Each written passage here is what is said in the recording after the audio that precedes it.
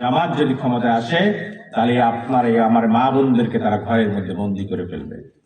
কিভাবে করবে? ইতিমধ্যে তারা ঘোষণা দিয়েছে মেয়েদের কর্মঘণ্টা 9 থেকে 5 ঘন্টায় নামিয়ে আনবে। আর তাই যদি তারা আনতে সক্ষম হয় তাহলে আর আমার মা বোনরা চাকরি পাবে না, স্বাবলম্বী থাকবেন আমার মা বোনরা। এইভাবে মিটিং মিছিল আপনারা করতে পারবেন কিনা সন্দেহ আছে। তারা এই দেশকে আফগানিস্তান বানাতে চায়। আপনাদের কাছ থেকে আমাদের সভানেত্রী 1 নম্বর যে সভানেত্রী নাজমানা রেঞ্জিনা আহমেদ প্রিয়াঙ্কা আপা। রেঞ্জিনা, আপনারা সকলেই জানেন বাংলাদেশের ভবিষ্যৎ বিনির্মাণের জন্য অত্যন্ত গুরুত্বপূর্ণ এই 12ই ফেব্রুয়ারি নির্বাচন।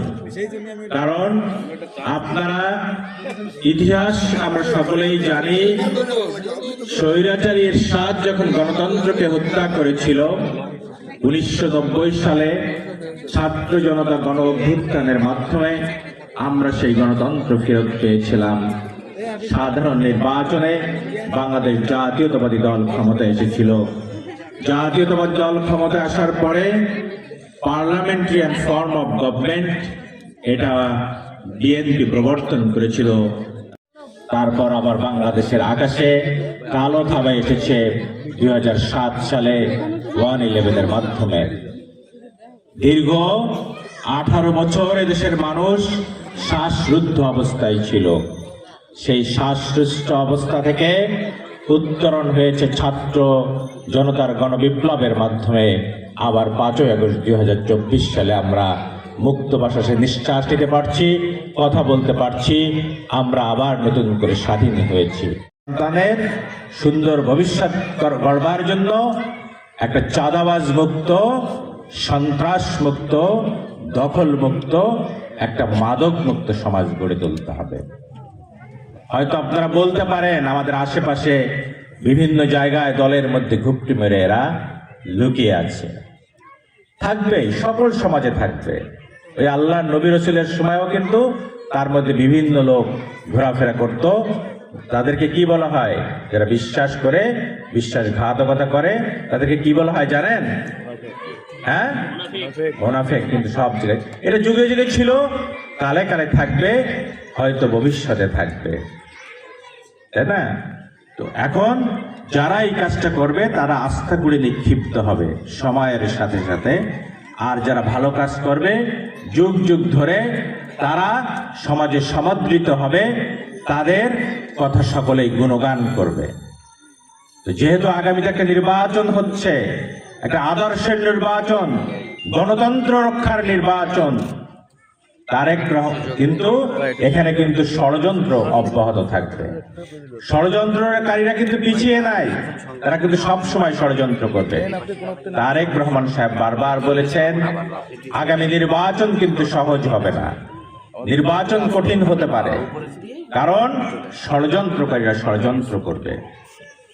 বিএনপি যে ক্ষমতায় আসবে এ ব্যাপারে কারো সন্দেহ নাই। সন্দেহ নাই কেন? 31শে ডিসেম্বর যে জানাজা হয়েছে আমাদের মাতৃসমনেত্রীর, 1.5 কোটির মতো মানুষ এসেছে সেখানে।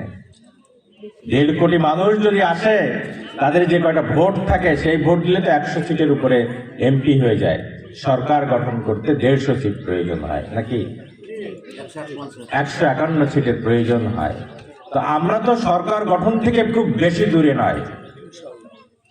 আর সেই বিএনপি যদি সরকার গঠন করে আর আমাদের বাগেরহাট সদর কচুয়া যদি সেইখান থেকে কোনো কারণে পিছিয়ে পড়ে, তাহলে এই এলাকার মানুষ বিগত 17 বছর যেভাবে বঞ্চিত ছিল, রাস্তাঘাট নাই, স্কুল কলেজের উন্নয়ন হয় নাই, মাদকের এখানে চেয়ে ধরেছে, খেলাধুলার মাঠ নির্মাণ হয় নাই, এই এলাকার সার্বিক উন্নয়ন হয় নাই, সেটা আবার আমরা পিছনের দিকে পড়ে যাব, কিন্তু আবার পিছনের দিকে পড়ে যাব।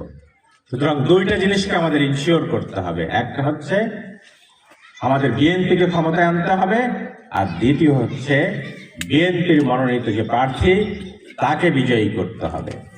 আপনারা এখন থেকে ঘরে ঘরে পৌঁছানোর চেষ্টা করবেন, তারেক রহমানের বার্তাকে পৌঁছাবেন যে আমাদের আগামীতে এই দলকে ক্ষমতায় আনতে হবে।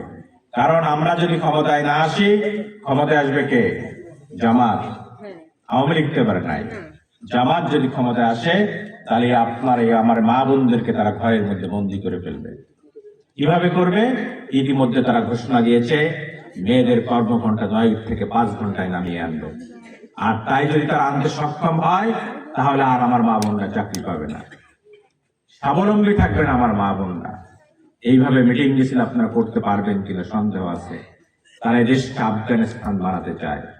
যদিও তারা ক্ষমতার লোভে, ক্ষমতার জন্য, ক্ষমতার যে স্বপ্নে, দিবা স্বপ্নে তারা 2-1 দিন আগে বলেছে তারা আর শরিয়া আইনকে বাস্তবায়ন করবে না।